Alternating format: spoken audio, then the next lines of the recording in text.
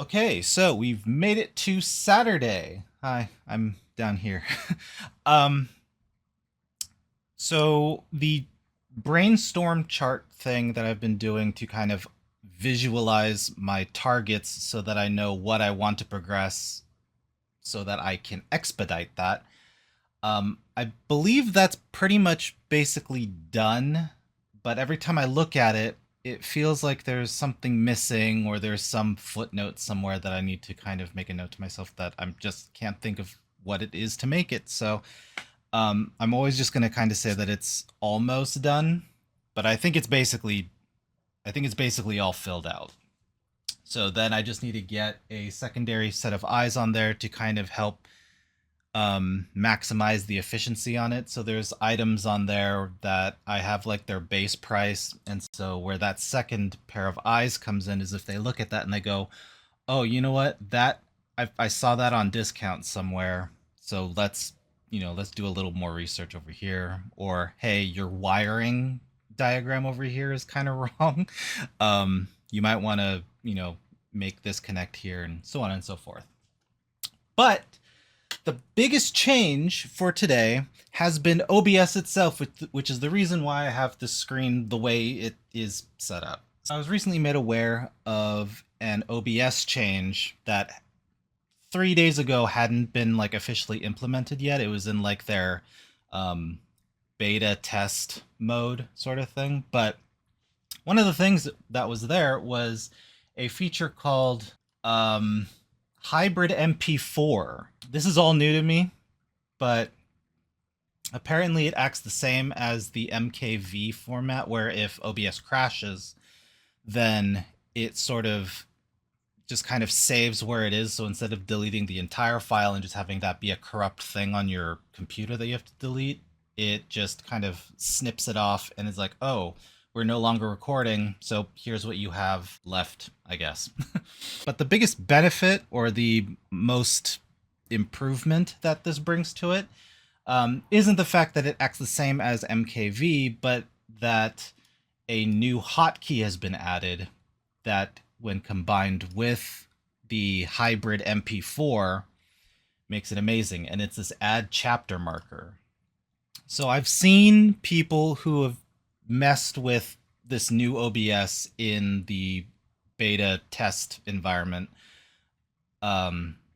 They have like a stream that's like an hour, like maybe less, maybe more, and just occasionally they'll have like a hotkey or something off to smash that whenever there's like a high view raid or if there's a raid or something like that. And then when they take that resulting file after the recording session is finished and they put it into their editing software, within that software you can see the little bookmarks of your chapter markers, and it just cuts it down. And then there's someone else that had a script thing that when you implement it, it actually like automatically cuts your video at those marker spaces so that it supposedly streamlines your editing sort of situation for when you upload to TikTok or you upload to YouTube, so on and so forth.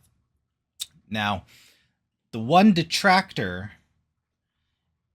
from this, because I would love to make use of this and use it myself, but the one detractor that I have heard from a couple creators now is that it only really works with like the newer editing software. I am one of those unfortunate, sad individuals that still use Sony Vegas Pro.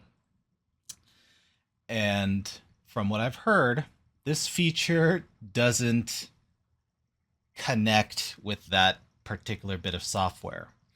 I haven't really yet delved into it myself again, because I just now updated this just to make sure that all those features are at least there. But now the second half comes in, is that now that it's there, can I use it?